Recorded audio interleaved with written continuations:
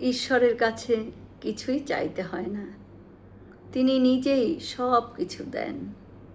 সব কিছু তিনি সময় মতন দেন।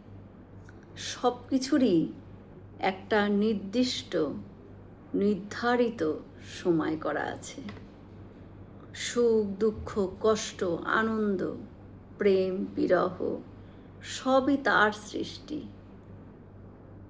তিনি দুঃখ কষ্ট যেমন দেন, সহ্য করার শক্তিও তিনি দেন।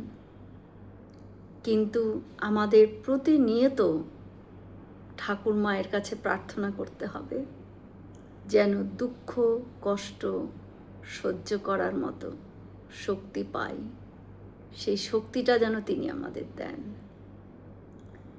কিছু মানুষ হয়তো সহ্য করতে পারে না, তারা অন্য পথ ধরে।